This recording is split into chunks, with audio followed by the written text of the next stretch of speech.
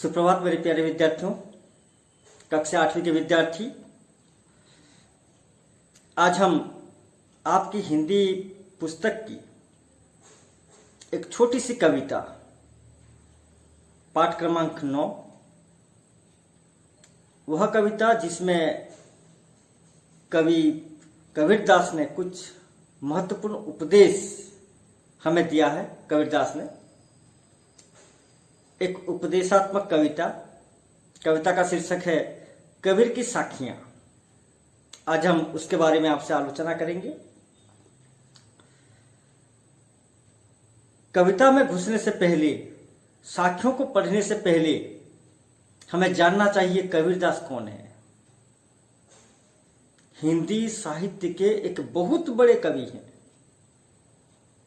अगर हिंदी साहित्य के इतिहास से, हिंदी साहित्य से अगर हम कबीरदास को हटा दें, कबीरदास का जो ये नाम है, इस नाम को अगर हम हटा देते हैं, अगर हम अलग कर देते हैं, तो हिंदी साहित्य निरर्थक माना जाएगा,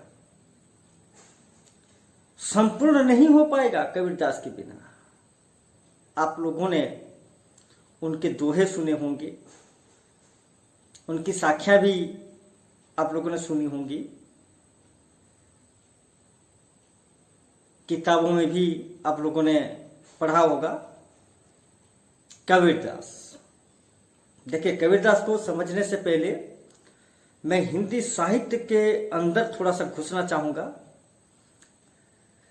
हिंदी साहित्य का इतिहास जो है, उसी इतिहास को 4 कालों में बांटा गया है। हिंदी साहित्य के इतिहास का जब काल विभाजन हुआ था, तब संपूर्ण हिंदी साहित्य के इतिहास को 4 कालों में बांटा गया था। पहला आदिकाल, दूसरा भक्तिकाल, तीसरा रीतिकाल, चौथा और अंतिम आधुनिक काल। ठीक है, आदिकाल, भक्तिकाल, रीतिकाल, आधुनिक काल। आदिकाल में सिद्ध साहित्य, नाथ साहित्य, रासो साहित्य, ऐसे साहित्यों के बारे में आलोचना की गई है। सिद्धों के बारे में आलोचना की गई है। 84 सिद्ध थे। नाथों के बारे में, नवनाथ थे, नाथों के बारे में। रासो साहित्य, रासो पृथ्वीराज रासो, ठीक है, ऐसे रासो साहित्य के बारे में आलोचना की गई है। मुख्य रूप से अगर आदिकाल के बारे में अगर हम जानेंगे, तो बस हमें सिद्ध साहित्य, नाथ साहित्य, रासो साहित्य, तीनों साहित्यों को लेकर के, रासो साहित्य और रास साहित्य, इन तमाम चीजों को लेकर के आदिकाल का अपने में कोई काल विभाजन नहीं हुआ था। आदिकाल के बाद आता है भक्तिकाल। भक्तिकाल जो होता है, भक्तिकाल को 2 शाखाओं में बांटा गया था, 2 धाराओं में। भक्तिकाल को 2 मुख्य धाराओं में बांटा गया था। एक है सगुण भक्ति धारा और दूसरा है निर्गुण भक्ति धारा। सगुण भक्ति धारा, निर्गुण भक्ति धारा। सगुण निर्गुण क्या है? सगुण भक्ति धारा जो है, सगुण भक्ति धारा के अनुसार ईश्वर का एक निश्चित रूप होता है, एक आकार होता है, हाँ कि नहीं? ईश्वर धरती में जन्म लेते हैं, छोटे से बड़े होते हैं, अनेक लीलाएं रचते हैं, और जब उनकी लीला खत्म हो जाती है, तब वह आम इंसानों की तरह देहत्याग भी करते हैं। आपने द्वापर युग में महाभारत देखा होगा, तृतीया में आपने रामायण देखा होगा। राम, कृष्ण, ये सब क्या थे? अवतारी पुरुष, ईश्वर के ही अवतार थे। राम ने जन्म लिया, हाँ कि नहीं? अपनी लीलाएं रची, छोटे से बड़े हुए, शादी की उन्होंने, उनके बाल बच्चे हुए, रावण को उन्होंने मारा, और जब उनका समय आया तब वे फिर इस धरती को छोड़कर चले गए। उसी प्रकार कृष्ण, हाँ कि नहीं। मथुरा, कंस ने जहां देवकी और वसुदेव को बंदी बनाकर रखा था, वहां भगवान श्री कृष्ण का जन्म होता है। फिर वे वसुदेव के माध्यम से कहाँ आते हैं, गोप कहाँ आते हैं, गोपपुर, हाँ कि नहीं। वहां नंद यशोदा, वहां नंद यशोदा के द्वारा उनका लालन पालन होता है, छोटे से बड़े होते हैं। जब कंस को पता चलता है कि कृष्ण वहां बढ़ रहा है, तो वह कई प्रकार के राक्षसों को भेजता है कृष्ण को मारने के लिए। कृष्ण सबको मारते हैं। फिर अपने मामा कंस से मुलाकात करने के लिए फिर मथुरा जाते हैं, हाँ कि नहीं। मथुरा जाते हैं, वहां कंस की मृत्यु होती है कृष्ण को देखने के बाद। फिर वे मिलते हैं किसके साथ, पांडवों के साथ। महाभारत युद्ध होता है और फिर एक दिन जारासवर के हाथ में उनकी मृत्यु भी होती है। मतलब सगुण धारा के कवियों का मानना है कि प्रभु जो हैं, भगवान जो हैं, ईश्वर जो हैं, उनका एक निश्चित रूप होता है, एक आकार होता है। इंसानों की तरह हम उन्हें छू सकते हैं, देख सकते हैं, ठीक है। वे लोग जन्म भी होते हैं और अपनी लीलाएं रचने के बाद उनकी मृत्यु भी होती है। सगुण धारा के कवियों का मानना ऐसा है। लेकिन निर्गुण धारा के कवि क्या कहते हैं कि ईश्वर का कोई निश्चित आकार नहीं होता, ईश्वर का कोई निश्चित रंग नहीं होता, ईश्वर की कोई ऊंचाई नहीं होती, हाँ कि नहीं। ना ईश्वर का कोई आकार होता है, ना उनका कोई रूप होता है, ना उनकी ऊंचाई होती है, ना ईश्वर मोटे होते हैं, ना पतले होते हैं।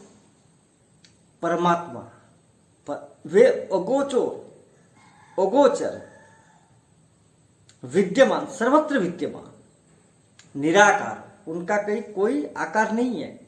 निर्गुण कवियों का मानना है कि ईश्वर का कोई आकार नहीं है, वे निराकार हैं, उन्हें देखा नहीं जा सकता, ठीक है। वे मंदिरों में, मस्जिदों में, गिरजे में नहीं बसते। परमात्मा इंसानों के मन में बसते हैं, हमारे मन में होते हैं परमात्मा, ठीक है। ना ही उनका जन्म होता है और ना ही उनकी मृत्यु होती है, और पूरे संसार में फैले हुए हैं। किसी एक निश्चित जगह पर हम ईश्वर को नहीं ढूंढ सकते। ईश्वर सर्वत्र विद्यमान है, चाहे वो मनुष्य हो, चाहे वो पशु पक्षी हो, चाहे वो कोई जड़ वस्तु हो, हर जगह ईश्वर विद्यमान होते हैं, व्याप्त होते हैं। ऐसा निर्गुण धारा के कवियों का मानना है। तो ये जो सगुण भक्ति धारा और निर्गुण भक्ति धारा, सगुण भक्ति धारा को फिर दो शाखाओं में बांटा गया है, ठीक है।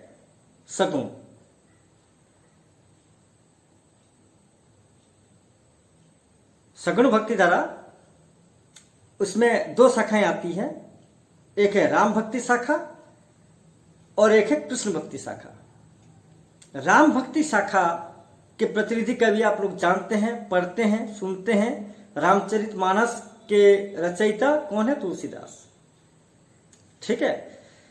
राम भक्ति शाखा के प्रमुख कवि, प्रतिनिधि कवि कौन माने जाते हैं? तुलसीदास।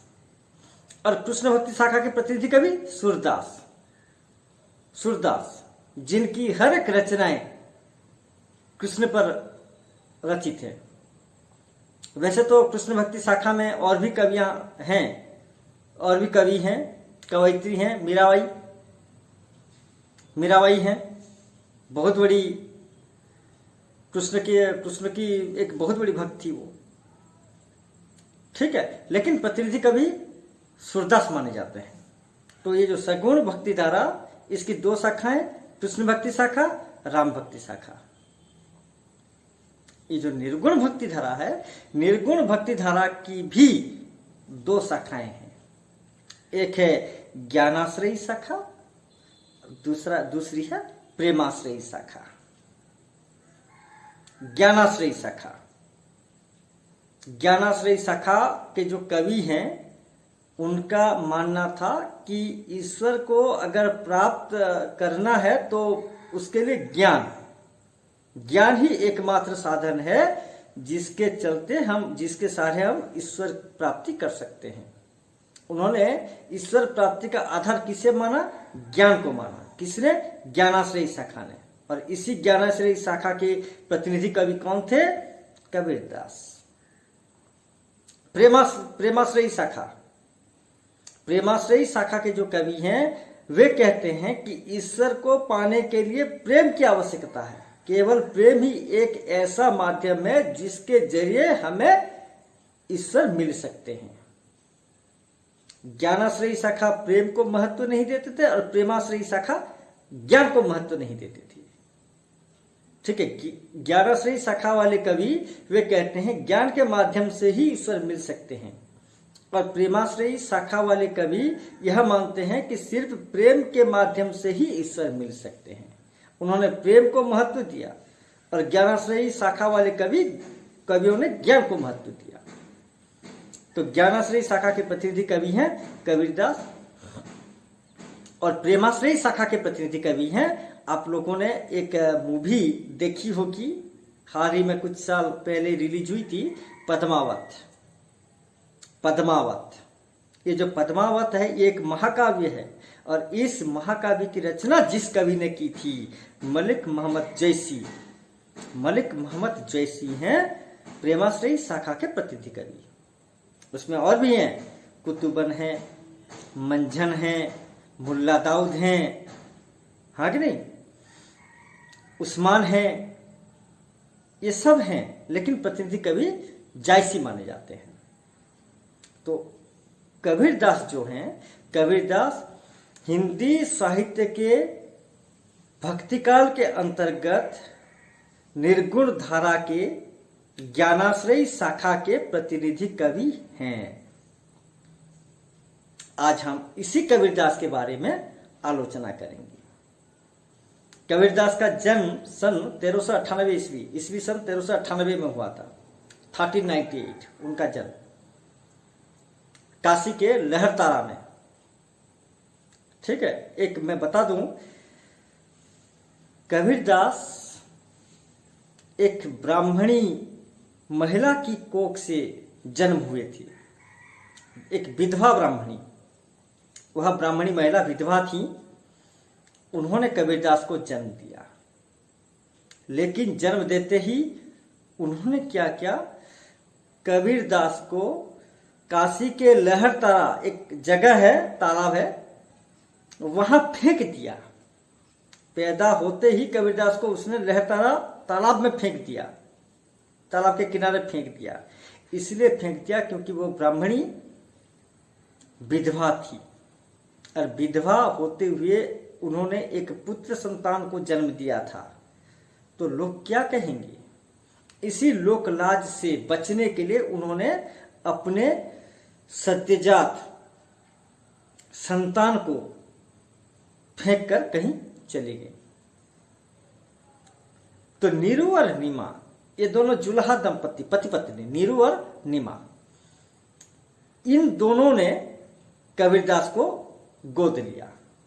नीरू और नीमा जुल्हा दंपति, पति पत्नी, इनकी कोई संतान नहीं थी। तो उन्होंने जब कबीरदास को देखा तो उन्होंने कबीरदास को उठा लिया, अपने गोद ले लिया। उन्होंने अपना पुत्र माना, उनका लालन पालन किया और नीरू नीमा कबीरदास के पालक माता पिता बन गए। फिर कबीरदास बड़े होते हैं, रचनाएं रचते हैं। उनके साहित्य के बारे में थोड़ी बहुत मैं जानकारी दूंगा, लेकिन बाद में पहले उनके जीवन से जुड़ी कुछ बातें मैं बता दूं। इसी प्रकार उनकी शादी होती है लोई से। कबीरदास की पत्नी का नाम है लोई। कबीरदास की 2 संतानें थीं। उनका एक पुत्र था जिसका नाम था कमाल, और उनकी एक पुत्री थी जिसका नाम है कमाली।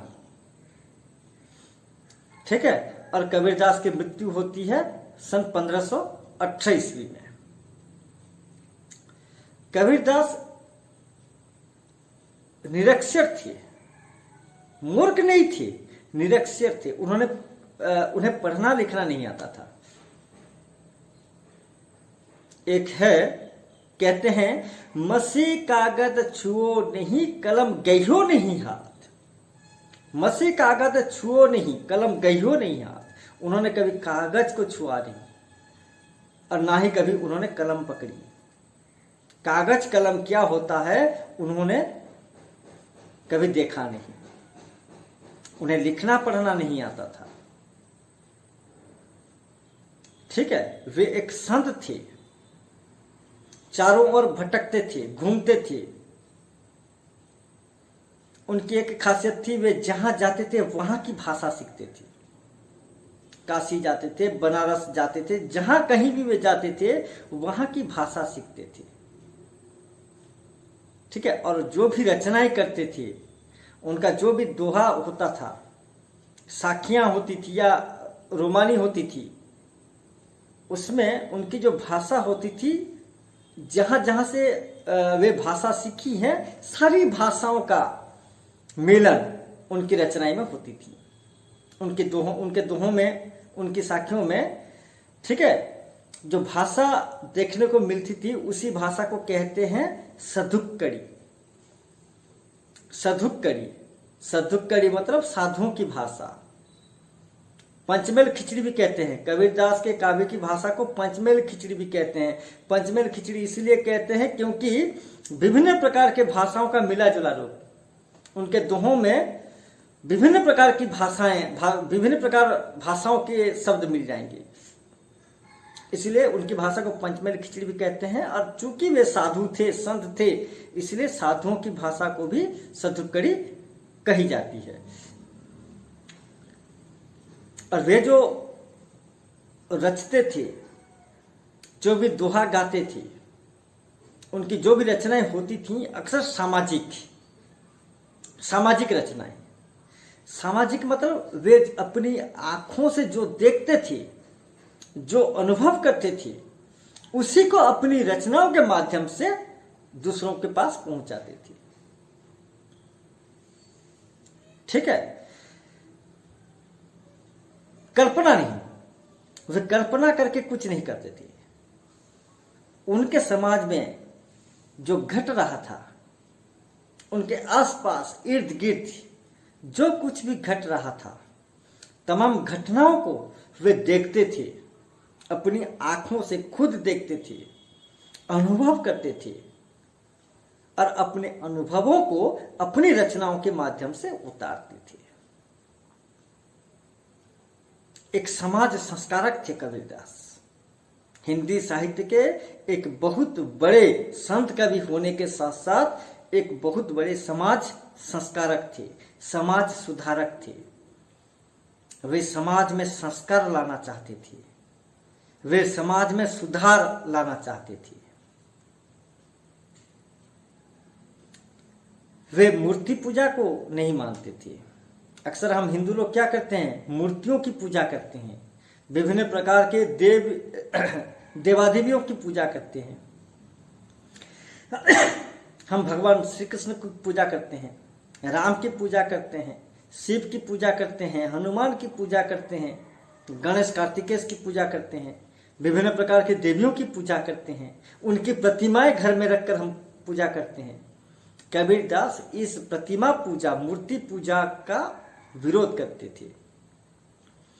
कभी कभार देखना, अगर मान लीजिए किसी की शादी नहीं होती है, ठीक नहीं हो पाती, किसी के घर में बच्चे नहीं होते हैं, तो हम मंदिर जाते हैं, पूजा करते हैं, व्रत रखते हैं, उपवास रखते हैं। कभी कभार तो लोगों को, ब्राह्मणों को बुलाकर हम यज्ञ का आयोजन भी करते हैं।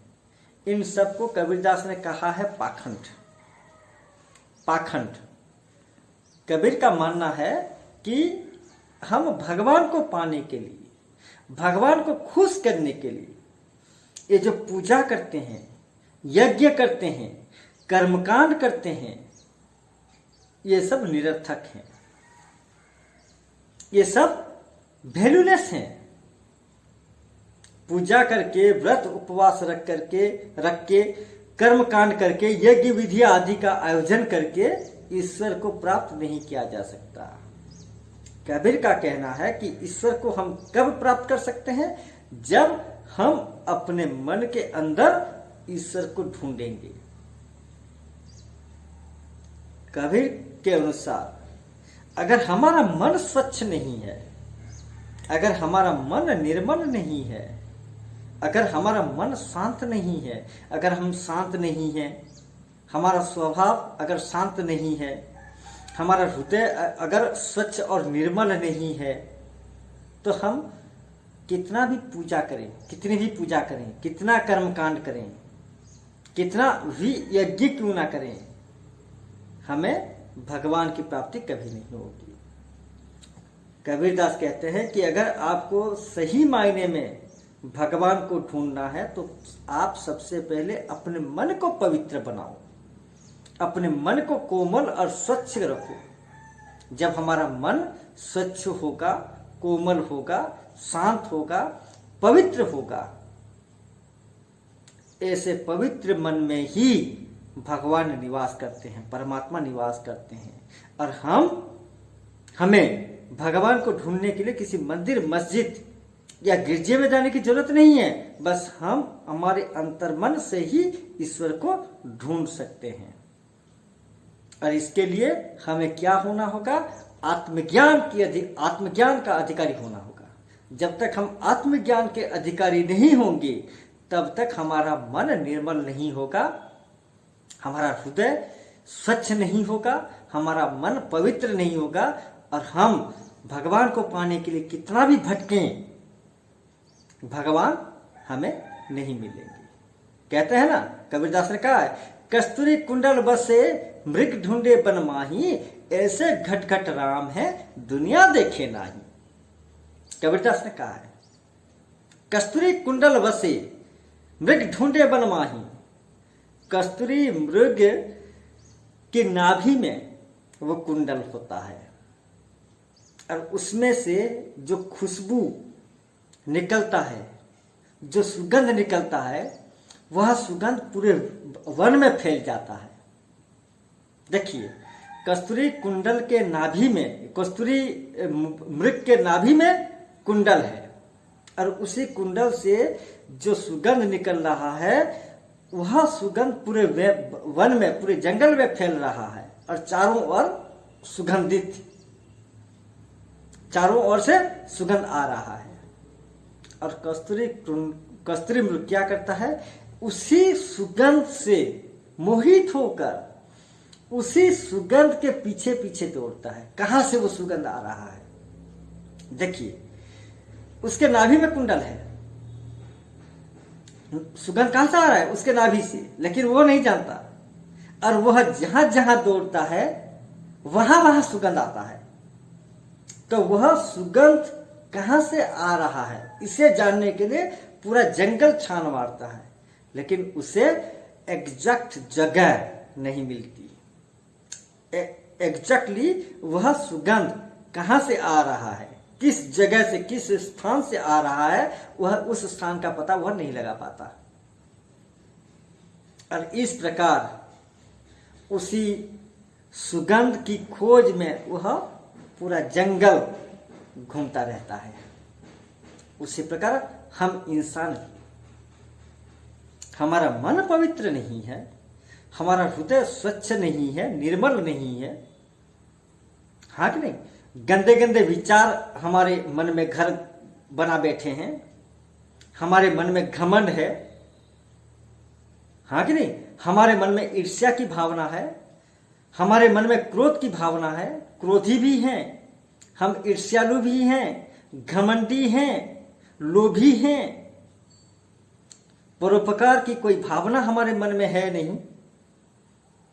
मन में सारी गंदगी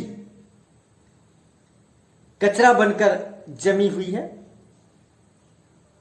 और हम ऐसी स्थिति में भगवान की पूजा करते हैं, कर्मकांड करते हैं, यज्ञ करते हैं। जब हमारा मन स्वच्छ नहीं होगा, निर्मल नहीं होगा, पवित्र नहीं होगा, तब तक इस पूजा विधि की कोई आवश्यकता नहीं होती। ये महत्वहीन हो जाते हैं। इसलिए अगर हमें सही मायने में परमात्मा को प्राप्त करना है तो सबसे पहले हमें हमारे मन को पवित्र बनाना होगा। और हम हमारे मन को कब पवित्र बना पाएंगे? जब हम आत्मज्ञान के अधिकारी होंगे, जब हम अपने ही अंतर्मन को समझने में सक्षम होंगे। इसलिए कबीर जी का एक दोहा है, पानी बिच मिल पियासी, मोहिन सुसन आवे हांसी, घर में वस्तु नजर नहीं आवत, बन बन फिरत उदासी। आत्म ज्ञान बिना जग झूठा, क्या मथुरा क्या काशी। इंसान आत्मज्ञान का अधिकारी नहीं बन पाता, वो आत्मज्ञानी नहीं होता, लेकिन परमात्मा को पाने के लिए काशी, मथुरा, वृंदावन, पता नहीं द्वारका कहाँ घूमता फिरता है। जब तक हम आत्मज्ञान के अधिकारी नहीं होंगे, जब तक हमारा मन निर्मल नहीं होगा, पवित्र नहीं होगा, तब तक हम परमात्मा को हमारे अंतर्मन में से ढूंढ नहीं पाएंगे। नहीं तो परमात्मा हमारे अंदर ही विद्यमान है, उन्हें ढूंढने के लिए कहीं जाने की जरूरत नहीं है। और उन्होंने, कबीरदास ने पाखंड विडंबन का बहुत विरोध किया। आप लोगों ने एक फिल्म देखी होगी, पीके। अमीरदास दिखाता है कि लोग कैसे पागल हैं भगवान के लिए। आप लोगों ने वो सीन देखा होगा जब आमिर खान क्या करता है, एक कॉलेज के पास जाता है, वहां एक पत्थर गाड़ देता है, पूरा एक पत्थर रख देता है, उसमें वो पान का जो होता है, क्या कहते हैं, लाली, ठीक है, लाल रंग का लेप देता है पत्थर में, एक दो अगरबत्ती जला देता है, दो चार फूल उसमें नीचे रख देता है और 5-10 रुपया रख देता है। तो उस कॉलेज में उस वक्त इंटरव्यू चल रहा होता है या परीक्षा होने वाली होती है, परीक्षा चल रही होती है। तो जो भी विद्यार्थी परीक्षा देने के लिए उसी रास्ते से जा रहे होते हैं, जब सब विद्यार्थी देखते हैं कि भगवान की स्थापना हुई है, पत्थर में सिंदूर लगा हुआ है, नारियल फोड़ा हुआ है, पैसे हैं, फूल हैं, अगरबत्ती जल रहा है, तो सारे विद्यार्थी एग्जाम देने के लिए जब वे जा रहे थे रास्ते में, सबसे पहले उस पत्थर के पास जाते हैं, प्रणाम करते हैं, हाँ कि नहीं, और क्या मांगते हैं, 5, 10, 15, 20 रुपया देकर कहते हैं कि भगवान हमें परीक्षा में पास करवा देना। और वहां पर प्रणिपात होते हैं और फिर वहां से भगवान का आशीर्वाद लेकर चले जाते हैं, हाँ कि नहीं। ऐसा है कि भगवान परीक्षा में पास करवा देगा, ऐसा सोचकर वे लोग वहां 50 रुपया भी देते हैं, रिश्वत देते हैं भगवान को, और वहां एकदम पूरा भगवान को प्रणाम करके उनका आशीर्वाद लेकर वे परीक्षा हॉल में जाते हैं, जिससे सही में वे पास हो जाएंगे। तो कबीरदास वो पत्थर ही तो था, पत्थर ही था। हम मन साफ नहीं है, देखिए मन साफ नहीं है, मन पवित्र नहीं है, लेकिन हम पत्थर में भगवान को देखते हैं, जबकि पत्थर में भगवान है नहीं। भगवान कहाँ है? हमारे मन में है, यहां भगवान का निवास है। हम इसे छोड़कर पत्थर में जा रहे हैं भगवान को ढूंढने। तो कबीरदास कहते हैं, पाहन पूजे हरि मिले तो मैं पूजूं पहाड़, पाहन पूजे हरि मिले तो मैं पूजूं पहाड़, तते वह चक्की भली जो पीस खाए संसार। कबीरदास कहते हैं, अगर पत्थर को पूजने से अगर भगवान मिलते हैं तो मैं तो पहाड़ को पूजूंगा। अगर छोटा सा पत्थर, उस पत्थर की पूजा करने से अगर भगवान मिल जाते हैं तो हमें पहाड़ की पूजा करनी चाहिए। क्योंकि पहाड़ में ऐसे सैकड़ों पत्थर समाहित है।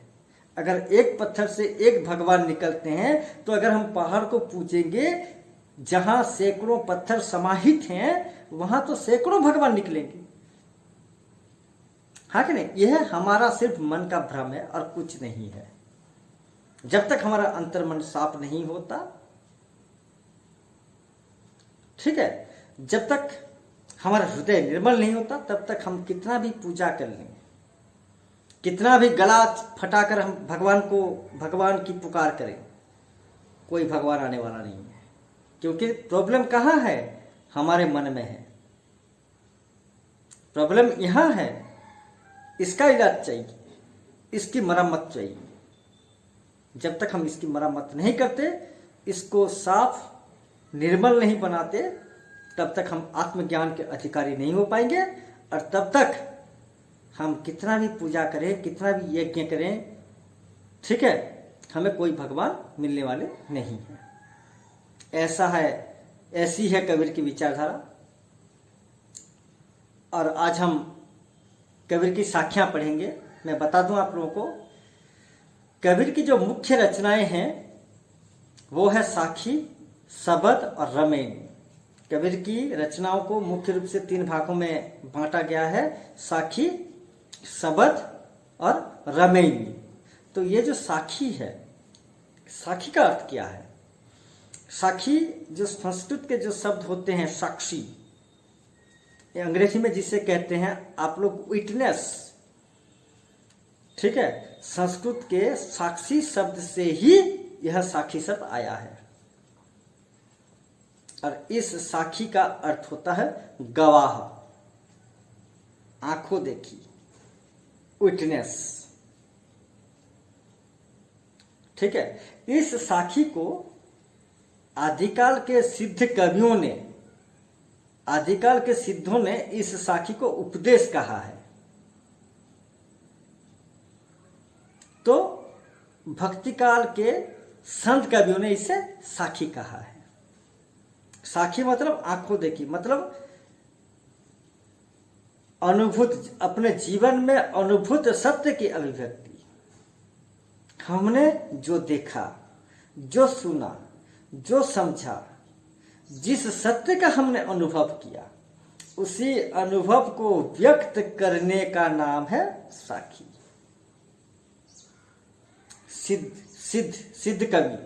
सिद्ध कवियों ने इस साखी को उपदेश माना है, उपदेश कहा है। तो हमारे संत कवियों ने इसे साखी कहा है।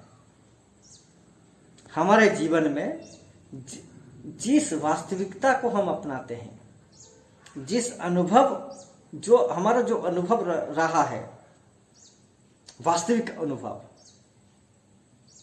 जिस अनुभव से हम सत्य की ओर जा सकते हैं, उस अनुभूत सत्य की अभिव्यक्ति करना ही साखी है। और इसी साखी के माध्यम से कबीरदास हम पाठकों को कई प्रकार के सच्चा उपदेश देने का प्रयास किया है। आज हम उनके उस उपदेशात्मक कविता के बारे में पढ़ेंगे, ठीक है, जिस कविता का शीर्षक है कबीर की साखियां। क्या है कबीर की पहली साखी? जाति न पूछो साधु की, पूछ लीजिए ज्ञान, मोल करो तलवार का, पड़ा रहन दो मियां। पहली साखी है, देख लीजिएगा। जाति न पूछो साध की, पूछ लीजिए ज्ञान। मान लीजिए हमें ज्ञान प्राप्त करना है और हम ज्ञान प्राप्त करने के लिए एक साधु व्यक्ति के पास गए हैं। एक साधु व्यक्ति से हमें ज्ञान लेना है। उन्होंने अपने जीवन में जो ज्ञान अर्जन किया है, उसी ज्ञान का हमें आहरण करना है। तो जब हम साधु के पास जाएंगे, हम क्या देखेंगे उनमें, ये बताए पहले। वो कितने ज्ञानी हैं, कितने गुणी हैं, कितने बड़े विद्वान हैं, यही जानना चाहेंगे? या वो साधु ब्राह्मण हैं, उच्च जाति के हैं, या नीच जाति के हैं, वही जानने की कोशिश करेंगे। सवाल मैं आप पर छोड़ता हूं। जब हम ज्ञान आहरण करने के लिए किसी साधु व्यक्ति के पास जाते हैं, सबसे पहले उस साधु व्यक्ति में हम क्या देखने का प्रयास करते हैं? उनके अंदर उन्होंने जो ज्ञान अर्जन किया है, किस प्रकार का ज्ञान रखा है उन्होंने, वे क्या क्या जानते हैं, क्या क्या हमें सिखा सकते हैं, किस प्रकार का ज्ञान हमें उनसे मिल सकता है, हम यही जानेंगे, जानने की कोशिश करेंगे, या वो किस जाति से संबंधित हैं उनकी जाति के बारे में जानेंगे। बेशक उनके ज्ञान के बारे में जानेंगे, क्योंकि हमें जाति से कोई मतलब नहीं है।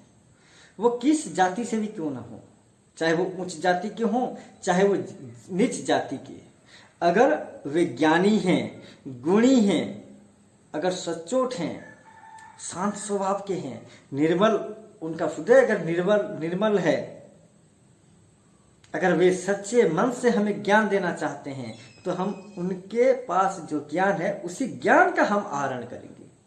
उनकी जाति जान लेने से हम ज्ञानी नहीं बन जाएंगे, बल्कि उनके पास जो ज्ञान है उसी ज्ञान के आहरण से हम भी उनकी तरह ज्ञानी बन पाएंगे।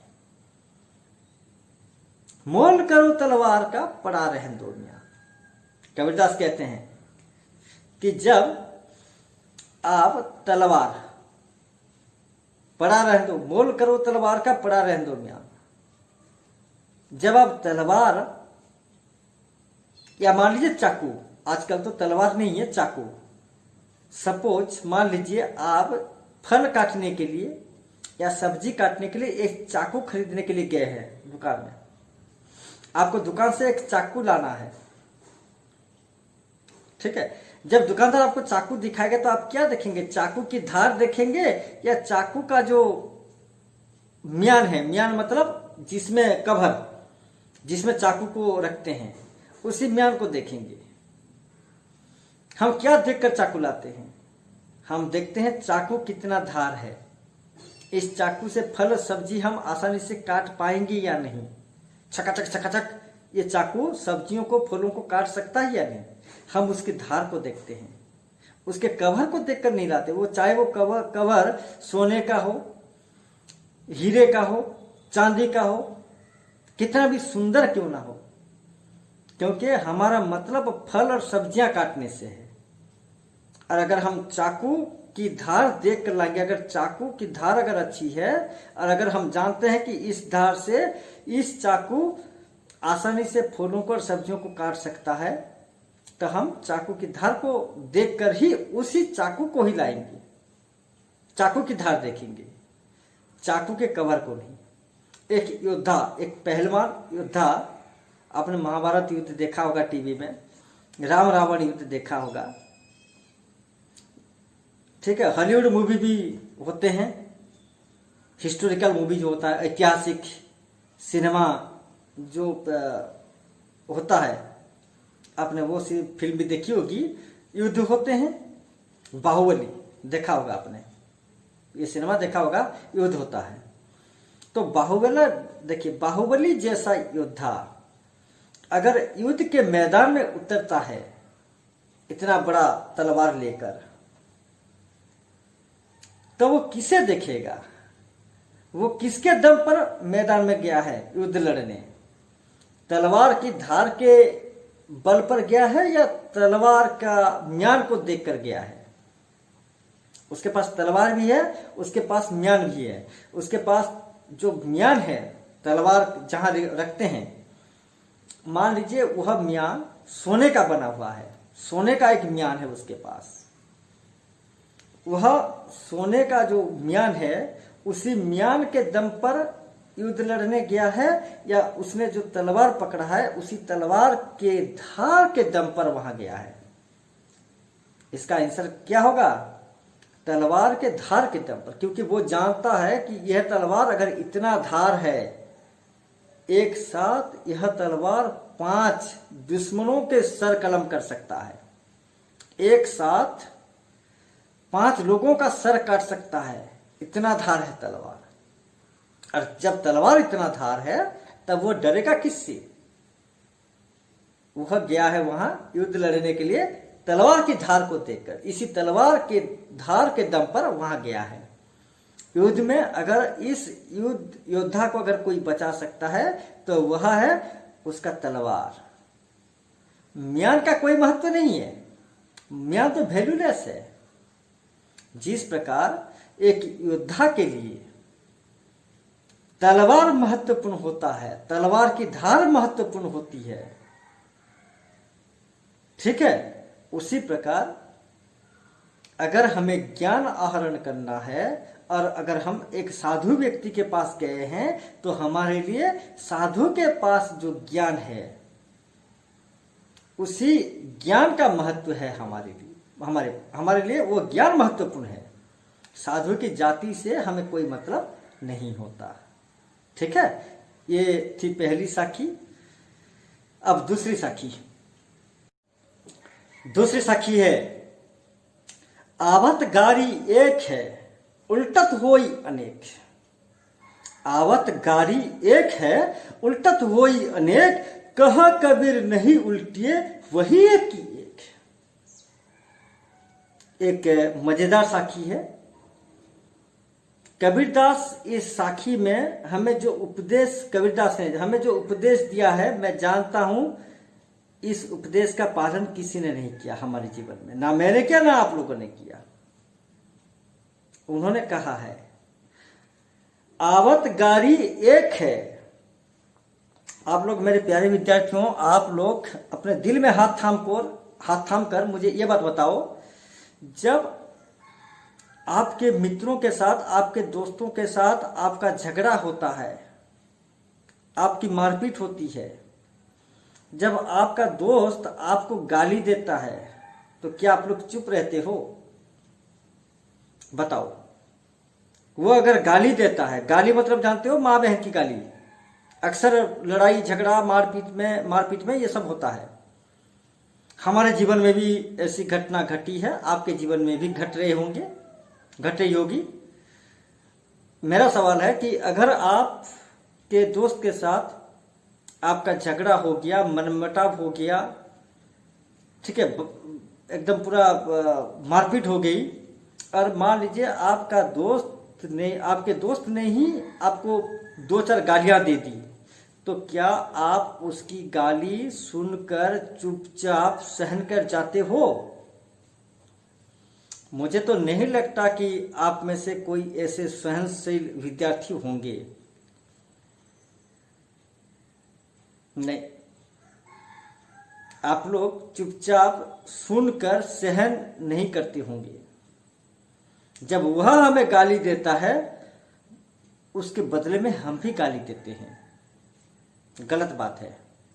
कबीरदास कहते हैं ये गलत बात है। कबीरदास क्या कहते हैं? कबीरदास कहते हैं आवत गारी एक है। अगर आपको किसी ने गाली दी और बदले में आपने भी अगर उसे पलटकर गाली दी, उसने आपको गाली दी, पलटकर आपने भी उसे गाली दी, फिर उसने गाली दी, फिर आपने गाली दी, वो 4-5 गालियां दी, आपने भी 4-5 गालियां दी।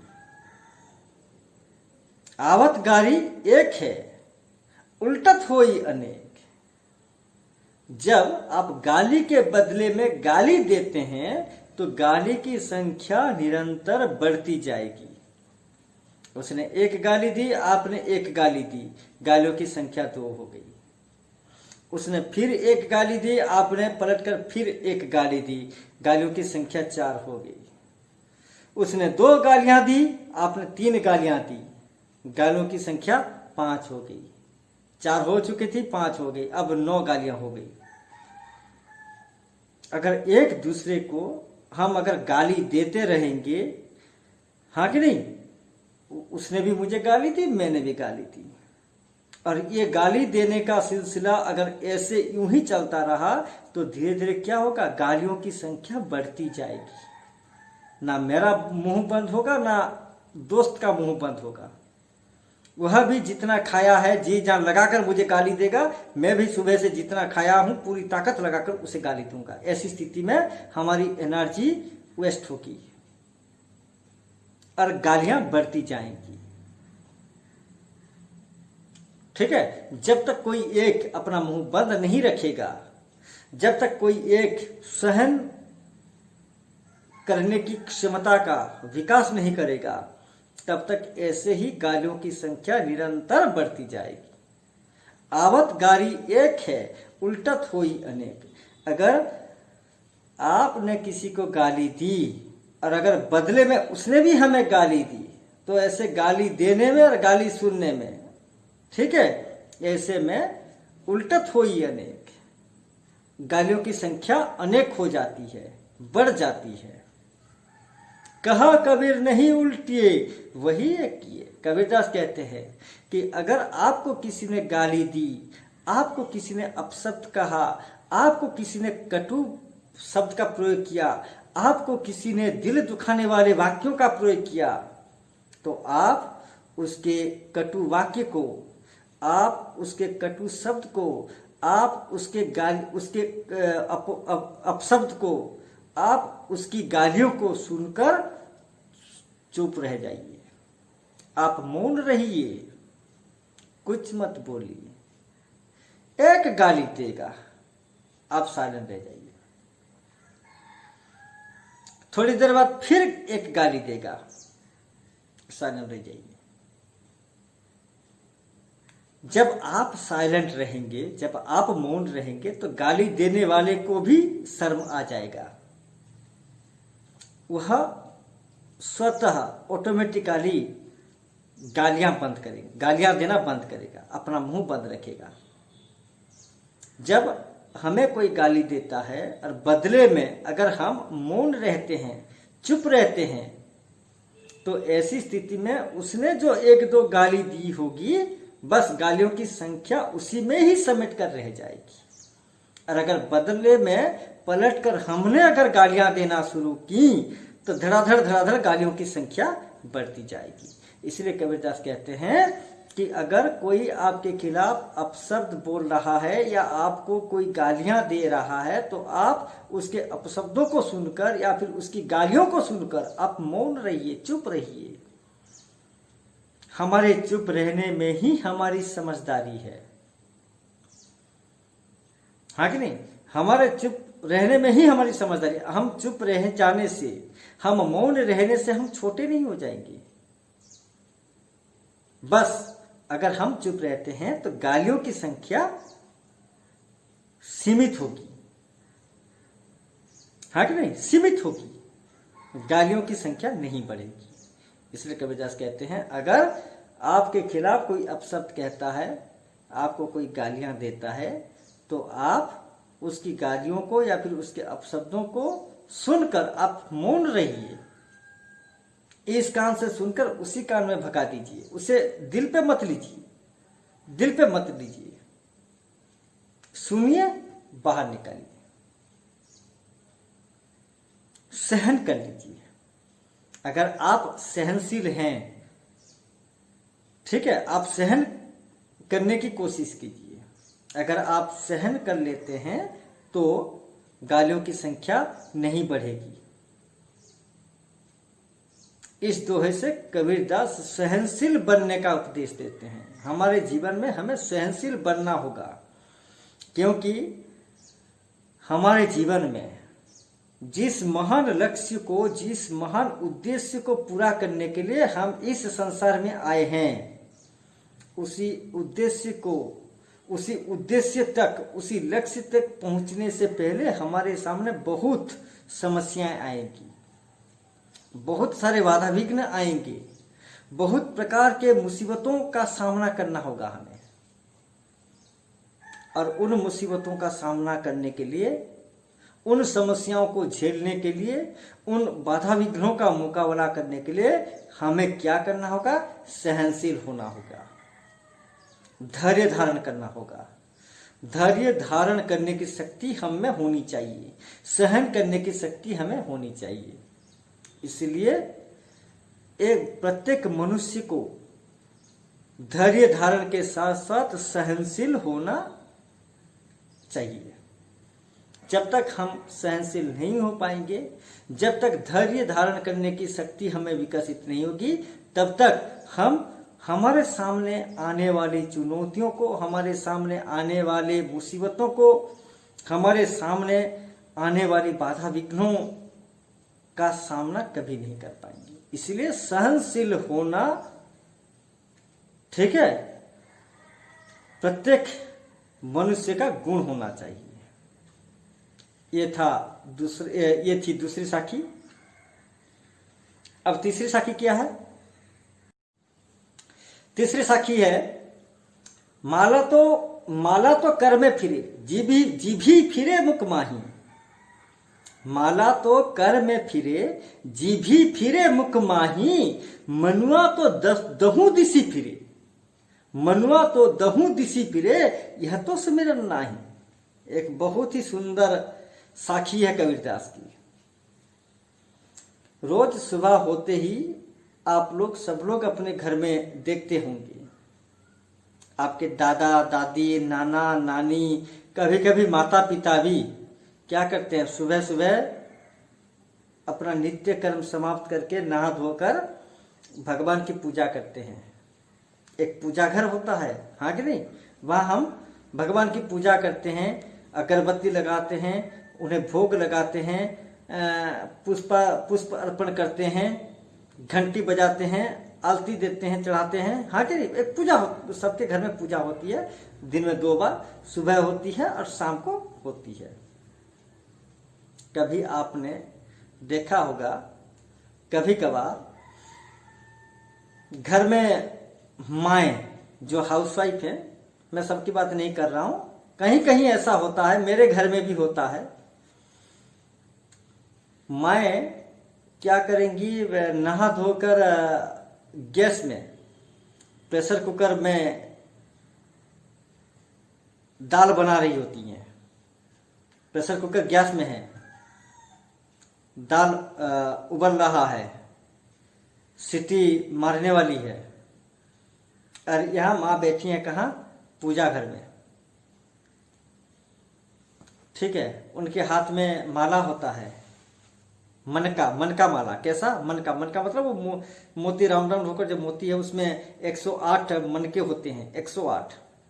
और ये लोग जब भगवान की पूजा करते हैं, ध्यान करते हैं, आंखें बंद करके राम राम राम राम राम राम राम राम, इसमें से राम राम राम शब्द, मुंह से राम शब्द निकलता है। कबीरदास ने क्या कहा? कबीरदास ने कहा, माला तो कर में फिरे, जीभी फिरे मुख माही। राम राम राम राम राम राम राम राम, जीभी फिरे मुख माही। जीभ कहाँ फिर रहा है? मुख में। हम भगवान का जब नाम उच्चारण करते हैं, राम राम राम राम, यानी जीभ भगवान का नाम उच्चारण कर रहा है, मुंह के अंदर जीभ फिर रहा है, अपना काम कर रहा है। माला तो कर में फिरे, यहाँ राम राम बोल रहे हैं और यहाँ मनकों को क्या करते हैं, एक के बाद एक हम निकालते रहते हैं। उसमें कुल मिलाकर 108 मनके होते हैं, और उन्हीं मनकों को एक के बाद एक ऐसे करके हम 100 जितने मनके हैं उतने बार ईश्वर का नाम लेना चाहते हैं। 108 बार ईश्वर का नाम लेना चाहते हैं। ऐसे राम राम राम राम राम राम करके 108 बार हम राम का नाम अपने मुंह से उच्चारण करते हैं, 108 बार। और उस माले में मनके कितने हैं? 108, ठीक है। माला तो कर में फिरे, कर मतलब हाथ अपना काम कर रहा है, हाथ अपना काम कर रहा है। क्या कर रहा है? माला फेर रहा है, माला फेरने का काम कर रहा है। जीभ फिरे मुख माही, और जीभ क्या काम कर रहा है? भगवान का नाम ले रहा है, मुख के अंदर भगवान का नाम ले रहा है। माला कर में फिर, माला तो कर में फिरे, जीभी फिरे मुख माही।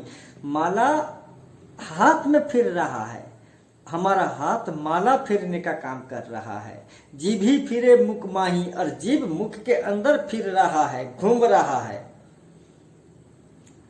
ठीक है। वह जीभ मुख के अंदर रहकर भगवान का नाम ले रहा है। हाथ भी अपना काम कर रहा है, बखूबी निभा रहा है माला फेरने का काम। हाथ अपना काम ठीक से कर रहा है, जीभ अपना काम ठीक से कर रहा है।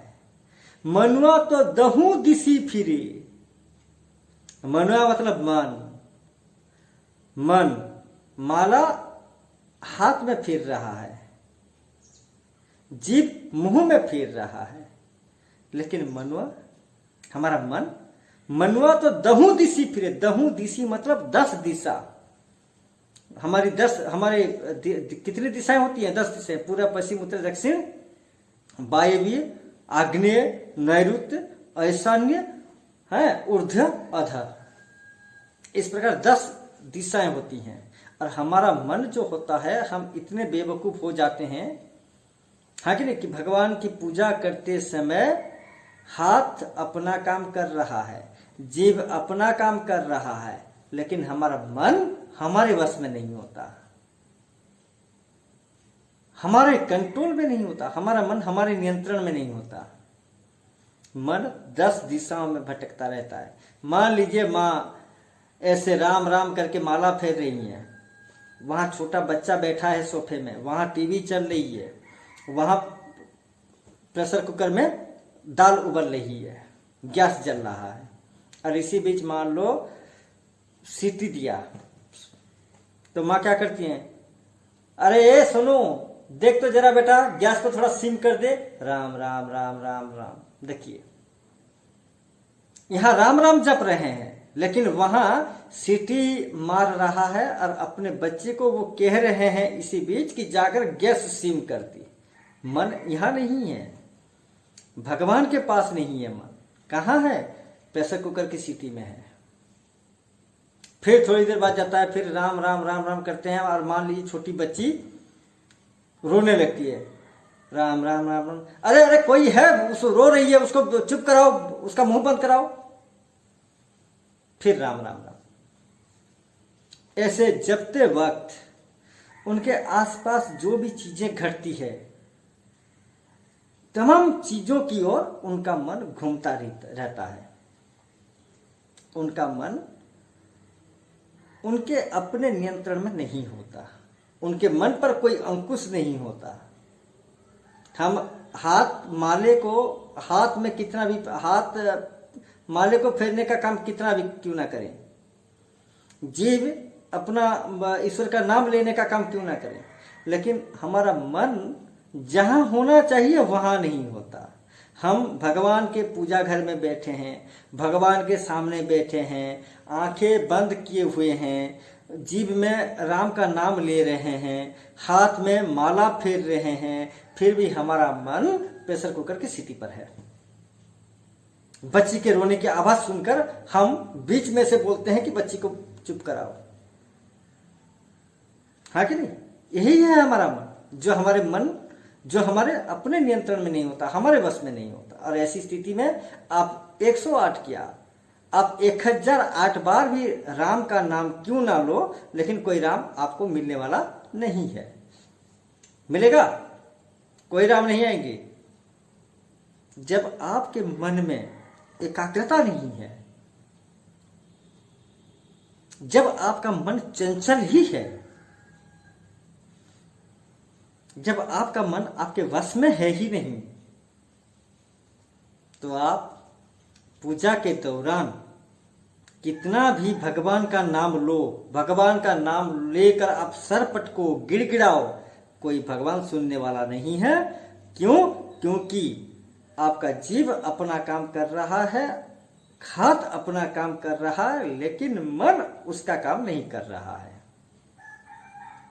मन को एकाग्र होकर ईश्वर की आराधना में लीन रहना चाहिए। आप अपने मन को भगवान की साधना में लीन नहीं रख सकते, क्योंकि वह आपकी बात नहीं सुनता, आपका मन आपकी बात नहीं सुनता, आपका मन आपके वश में नहीं रहता।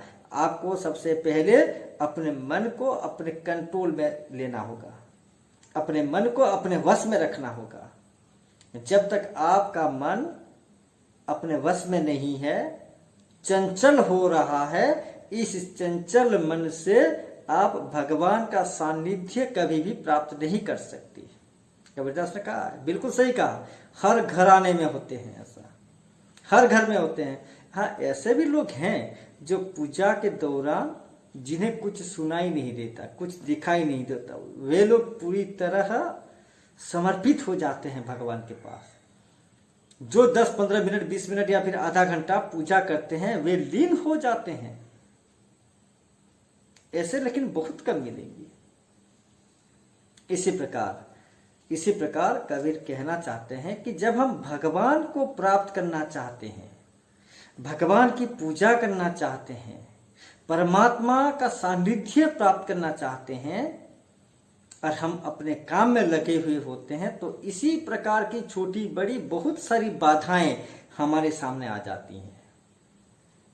और अगर भगवान को पाने में, परमात्मा को प्राप्त करने में अगर हमारा मन तनिक भी विचलित नहीं है, चंचल नहीं है, एकाग्र होकर अगर हम मन ध्यान देकर अगर भगवान की आराधना कर रहे हैं, तो ऐसी छोटी मोटी कितनी भी बाधाएं क्यों ना आए, वे बाधाएं हमें हमारे साधना के मार्ग से हमें विचलित कभी नहीं कर सकता।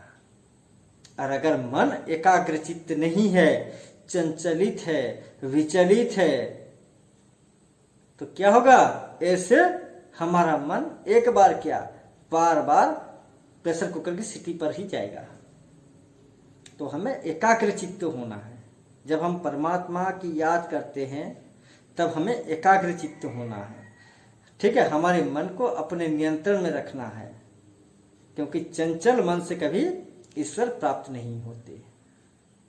ईश्वर अगर प्राप्त होते हैं तो हमें, अगर आपको ईश्वर को अगर प्राप्त करना है तो सबसे पहले आपको अपने मन पर काबू लाना होगा, मन पर अंकुश लाना होगा, अपने मन को अपने वश में रखना होगा। ठीक है, यही है तीसरी साखी। चौथी साखी, कबीर घास न निंदिए जो पांव तली होए। कबीर घास न निंदिए जो पांव तली होए, उड़ी पड़े जब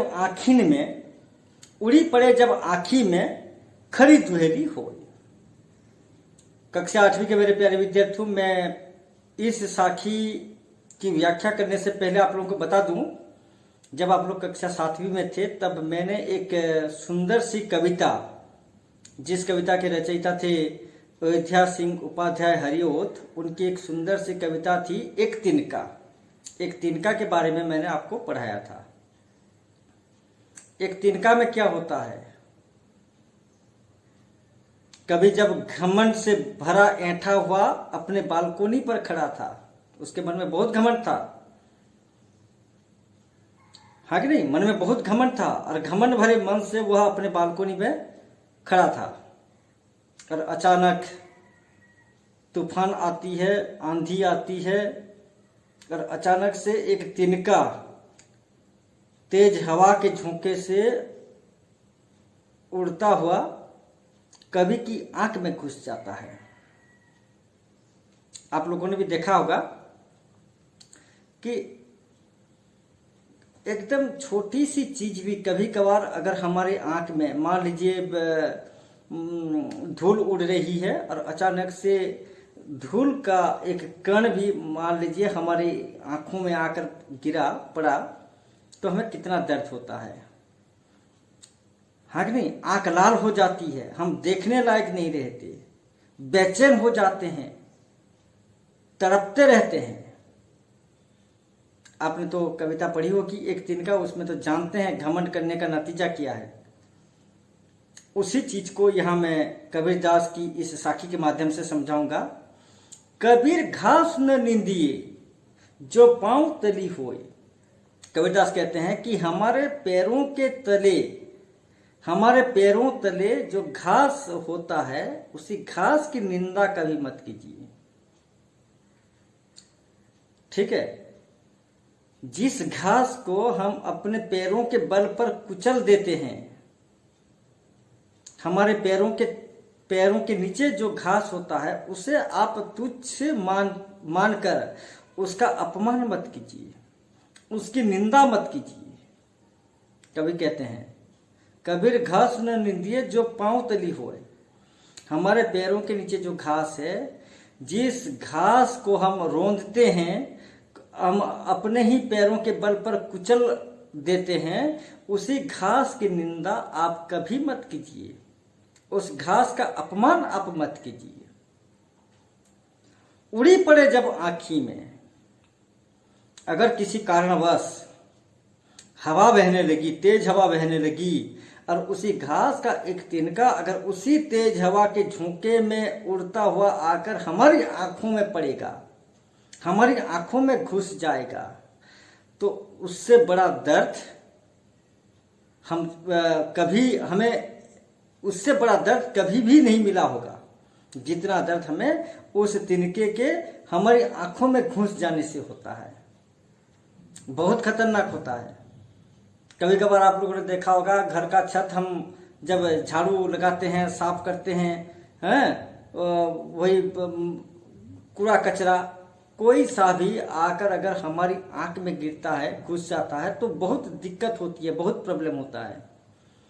कभी कभार हम बाइक चलाते वक्त शाम को बिना हेलमेट के, इतने छोटे छोटे कीड़े होते हैं, एकदम छोटा छोटा, कभी कभार घुस जाते हैं आंख में, कितना दर्द होता है, हम देख नहीं पाते, आंख लाल हो जाती है, आंख दुखने लगती है, हम तड़पते रहते हैं, बेचैन हो जाते हैं। इसलिए हमारे पैरों के नीचे होने के कारण हमें घास को तुच्छ मानना यह बिल्कुल भी ठीक नहीं है। कुछ लोग क्या करते हैं, हाँ ये पैर मतलब नीचे तो है, हमारे पैरों के नीचे है, इसका क्या, ऐसा कहकर कभी कभार उनका मजाक उड़ाते हैं, उन्हें तुच्छ मानते हैं। एक चींटी, लोग अक्सर चींटी हाथी का उदाहरण देते हैं। आप देखना, हाथी विशालकाय जानवर है, बहुत बड़ा जानवर है, उसका शरीर एकदम विशाल है। इसका ये मतलब नहीं कि हाथी सर्वशक्तिमान है। और हम क्या करते हैं, कभी कभार चींटी को एक छोटा सा जीव मानते हुए उसको नजरअंदाज करते हैं, उसको ऐसे उंगली में मसल देते हैं, पैरों में मसल देते हैं।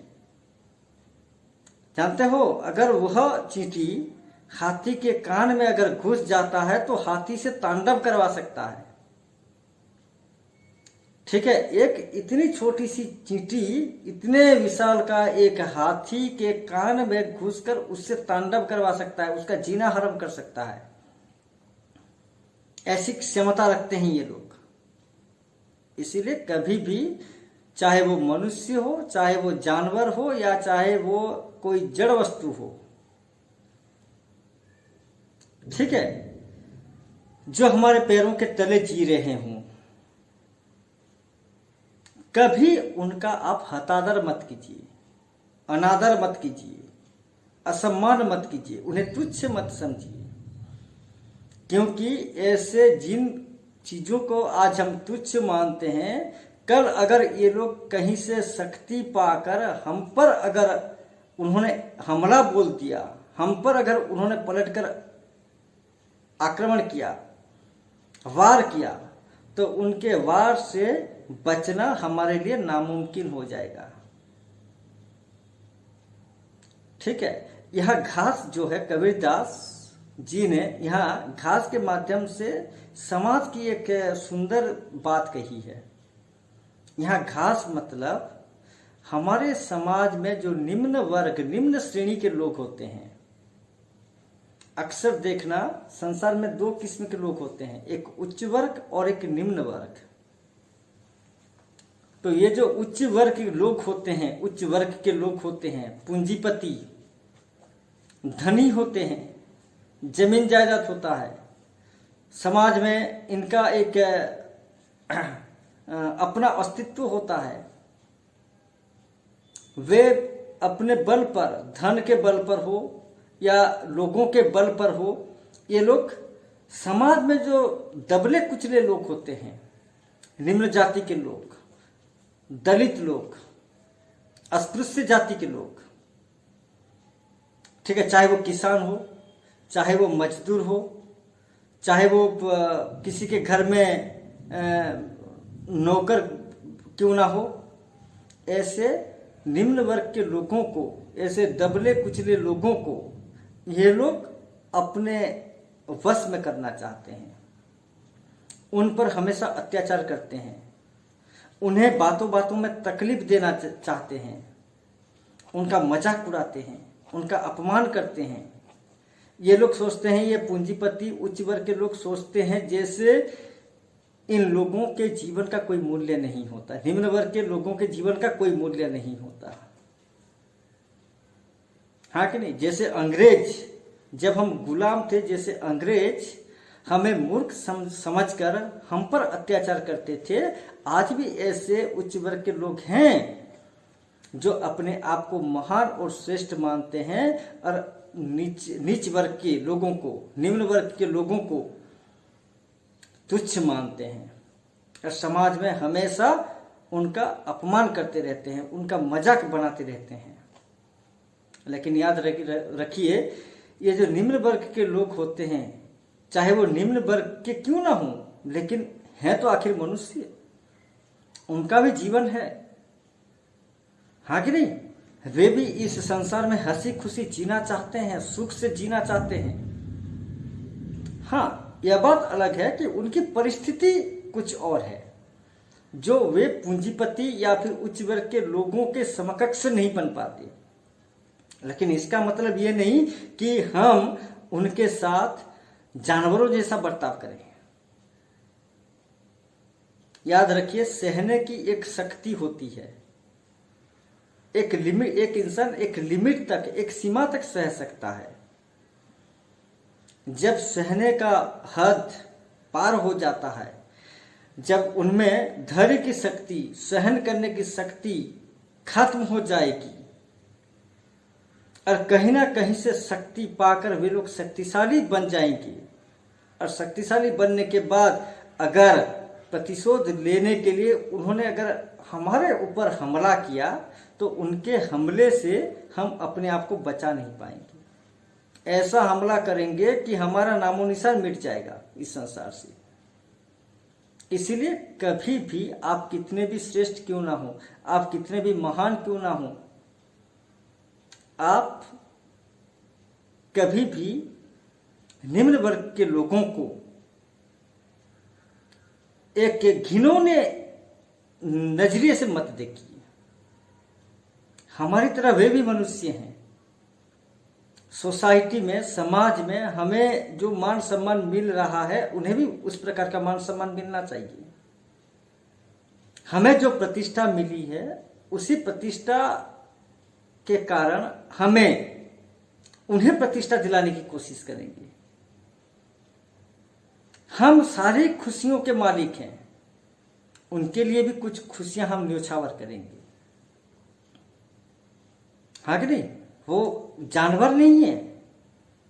लोग तो जानवरों के साथ भी इतना बुरा बर्ताव नहीं करते जितना निम्न वर्ग के लोगों के साथ कभी कभार किया जाता है। ऐसा नहीं होना चाहिए, क्योंकि यही है निम्न वर्ग के। संसार में अगर शक्तिशाली हैं तो कौन है? यही निम्न वर्ग के लोग ही शक्तिशाली हैं। जब वे एकत्रित हो जाएंगे, संगठित हो जाएंगे, किसी और से शक्ति पाकर सम्मिलित होकर जब पूंजीपति या उच्च वर्ग के लोगों के खिलाफ विद्रोह आरंभ कर देंगे, तब उनके विद्रोह से, उनके हमले से, उनके आक्रमण से उच्च वर्ग के लोग अपने आप को बचा नहीं पाएंगे। इसलिए कबीरदास कहते हैं कि संसार में मनुष्य श्रेष्ठ प्राणी है, चाहे वो उच्च वर्ग का मनुष्य हो या फिर निम्न वर्ग का मनुष्य, दोनों में जीने का समान अधिकार होता है। ठीक है, सुख दुख को दोनों समान परिमाण में जी सकते हैं। वे अवहेलित हैं, वे निष्पेषित हैं, गरीब हैं, दुखी हैं, दरिद्र हैं, इसका यह मतलब नहीं कि वे इस समाज के हिस्से नहीं हैं। हमारी तरह वे लोग भी इस समाज के एक मुख्य प्रमुख हिस्से हैं। हम दूसरों से जिस प्रकार का व्यवहार आशा करते हैं, जिस प्रकार का मान मर्यादा आशा करते हैं, जिस प्रकार का विश्वास हम दूसरों से उम्मीद रखते हैं, उसी प्रकार उनके साथ भी करना होगा। हमारी तरह वे भी अपने जीवन को हंसी खुशी जी सकें, सारी खुशियां प्राप्त कर सकें, अपनी असुविधाओं को, अपनी मुसीबतों को दूर कर सकें। आखिर मनुष्य हैं, मनुष्य की तरह जी सकें। उन मनुष्यों को मनुष्य की तरह जीना होगा। और उन्हें जीने का अधिकार कौन देगा? उच्च वर्ग के लोग, जो हमेशा उन पर अत्याचार करते रहते हैं। हाँ कि नहीं? तो यह स्थिति है। इसलिए कबीरदास कहते हैं कि भले ही घास हमारे पैरों के नीचे हो, तुच्छ हो, उसका भले ही कोई मान मर्यादा ना हो, लेकिन पैरों के नीचे होने के कारण हमें उसे तुच्छ मानना नहीं चाहिए, उसका अपमान करना नहीं चाहिए। ठीक है? क्योंकि वह कभी भी शक्तिशाली बन सकता है, और अगर हम उसे इस प्रकार अपमानित करते रहेंगे तो उसका बदला लेने के लिए वह कभी भी हम पर वार कर सकता है। और अगर उसने वार करना आरंभ कर दिया तो उसके वार से हम अपने आप को बचाने में पूरी तरह असमर्थ हो जाएंगे। यही है चौथी साखी। अब अंतिम साखी, कबीरदास की अंतिम साखी है, जग में बैरी कोई नहीं जो मन शीतल होए।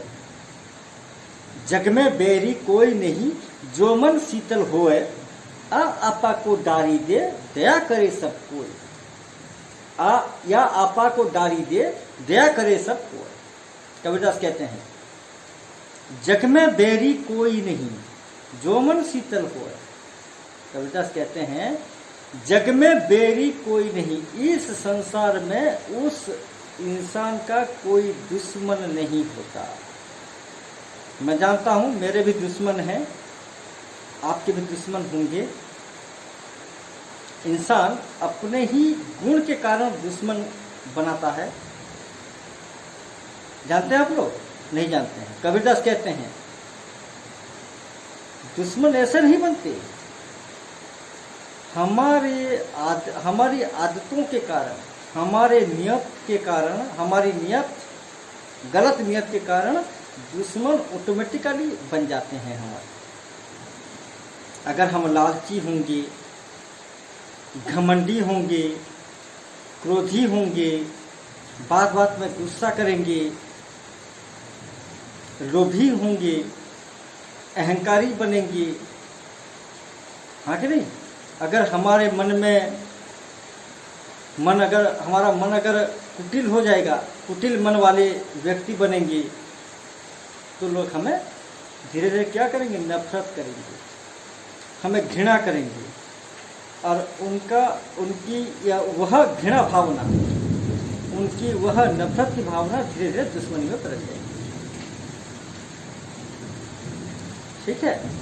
तो दुश्मन कोई जानबूझकर नहीं बनाता। हमारी जो प्रवृत्ति होती है, हमारे अंदर जो अमानवीय गुण होते हैं, उन गुणों के कारण, हमारी खल प्रवृत्ति के कारण हमारे दुश्मन बन जाते हैं। इसलिए कबीर कहते हैं जग में बैरी कोई नहीं जो मन शीतल हो। कबीर कहते हैं कि संसार में उस इंसान का कोई भी दुश्मन नहीं बनता, उस इंसान का एक भी दुश्मन नहीं होता जो मन शीतल होए, जिसका मन शीतल होता है, जो व्यक्ति शांत स्वभाव का होता है, जिसका मन निर्मल होता है, जिसका हृदय कोमल होता है, जो मीठे वचन बोलता है, जो मीठी बातें बोलता है, जिसके मन में दया की भावना होती है, जिस इंसान के मन में परोपकार की भावना होती है, जिस इंसान के मन में सहनशील की भावना होती है, जिस इंसान के मन में धैर्य धारण करने की शक्ति होती है, हाँ कि नहीं? जिस इंसान के मन में न तो अहंकार है, न तो गर्व है, न तो घमंड है, न तो लालचपन है, ना तो लोभ है, ना वह दूसरों को परेशान करना चाहता है, ना दूसरों को मुसीबत में डालना चाहता है, ऐसे इंसान के दुश्मन आप पूरे विश्व में ढूंढ कर लाइए, कोई नहीं मिलेंगे। ठीक है, जिसका मन पवित्र होता है, जो अंदर से स्वच्छ होता है, जो खुले दिल वाला होता है, निर्मल हृदय वाला होता है, स्वच्छ हृदय वाला होता है, मीठे वचन बोलने वाला होता है, दूसरों से प्यार लुटाने वाला होता है, दूसरों की मदद करने वाला, दूसरों की सहायता करने वाला, दूसरों का उपकार करने वाला होता है, दूसरों के दुख में दुखी होने वाला इंसान, ऐसे इंसान के कोई दुश्मन नहीं होते। आप पूरे विश्व में जाकर ढूंढिए। ठीक है, सब लोग उसकी सराहना करते हैं, सब लोग उसकी प्रशंसा करते हैं, सब लोग उसे वाह वाह कहते हैं। हाँ कि नहीं? जरूरत पड़ने पर सब लोग उसके पीछे खड़े होते हैं, उसकी सहायता करते हैं, लोग उससे प्यार करते हैं, लेकिन नफरत कोई नहीं करता। या आपा को डाढ़ी दे, दया करे सबको। कबीर जी ने एक बात कही, आपा मतलब अहंकार, आपा मतलब अहंकार, दाढ़ी दे मतलब त्याग देना।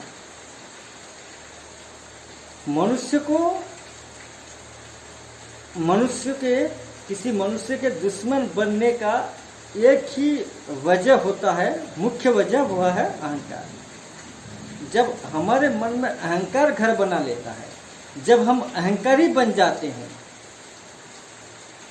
ठीक है, तब लोग हमारे दुश्मन बनने लगते हैं। इसी अहंकारी गुण के कारण ही हम अपने ही दुश्मन खड़ा करते हैं।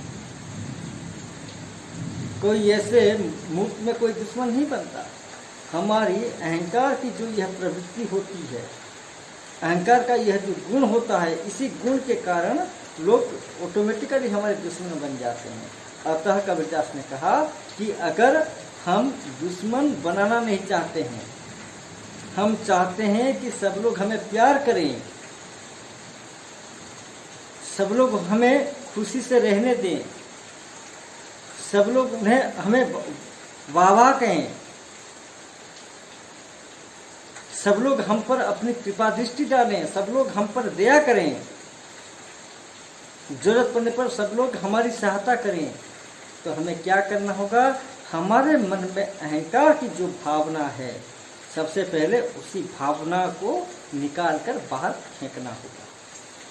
जब तक हम हमारे मन से अहंकार की इसी भावना को दूर नहीं कर लेते, तब तक हमारा मन स्वच्छ नहीं होगा, निर्मल नहीं होगा, पवित्र नहीं होगा। और जब हम अहंकार की भावना को पूरी तरह से हमारे मन से निकालकर बाहर फेंक देते हैं, त्याग देते हैं, अहंकार की भावना का हम त्याग देते हैं, तब हमारा मन निर्मल बन जाएगा, हमारा हृदय कोमल होगा, स्वच्छ हो जाएगा, पवित्र हो जाएगा। और पवित्र हो जाने पर सब लोग हमें नफरत की बजाय